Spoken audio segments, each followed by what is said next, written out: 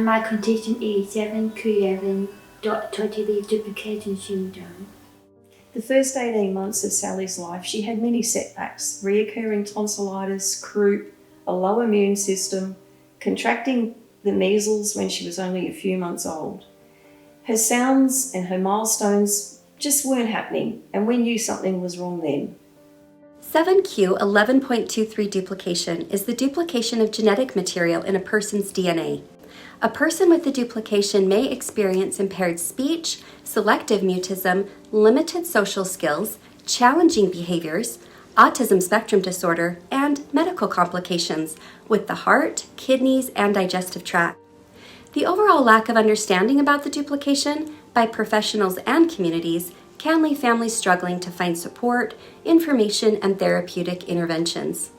For those with the duplication, it can be challenging to find friends, navigate family dynamics, attend school without special education services, find meaningful employment, or live independently without support.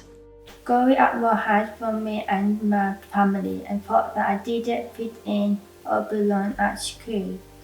We were told that I only get 10 to 15% of my speech, as I only started talking with very limited chance. Sally Ann attended a couple of primary schools before we could find the right one that had the right support for her. It wasn't easy. She was bullied at several schools that she'd been to, and eventually found a school that had the right learning support and the perfect environment for Sally to thrive. When we moved to the Sunshine Coast, I went to Kawana High School. They had great learning support education for me. I did well here and finished year 12, and I showed all the professionals that I can do it, and I even won the art awards. And it really showed me that there's so much more is possible. I'm Ruth. I am a kinesiologist and EFT practitioner. I met Sally about 5 years ago when she came to me to try and help her with building her confidence and her speech and lots of different things. And in that 5 years, you've come a huge way, haven't you, Sally? Yeah. Remember the first time I met her, she struggled to say her name, she struggled to keep eye contact. And now I see this amazing woman who has her own job, is about to move into her own place with her partner, and is just been so persistent in working and really pushing herself that whole way. My name's Danica. I've been a support worker for 1.5 years now. So when I first started working with Sally, she lived at home with her parents. So a lot of my role was to help her just with community access. So just getting her out, helping her with her shopping.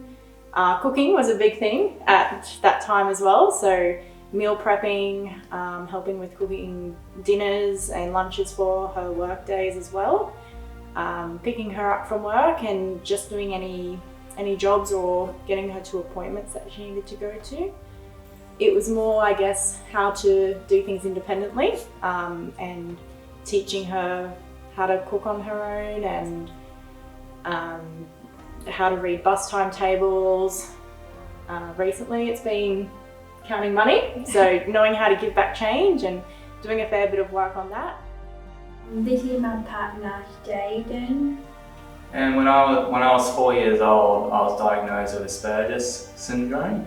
But now that meeting Sally, who has her own quirks as well, and me having a bit of a disadvantage, but we have not let that stop us achieving what we want from buying our own house together. And a good message to anyone out there is, doesn't matter what your disadvantages or your quirks are, you're capable of achieving anything with the right amount of support and people in your life. And even if you get knocked down many times, you just got to get back up and keep going. Thank you for watching my story. I hope it inspires anyone out there. Together, we can make a difference in the lives of those impacted by 7q11.23 duplication. Learn more at duplicationcares.org.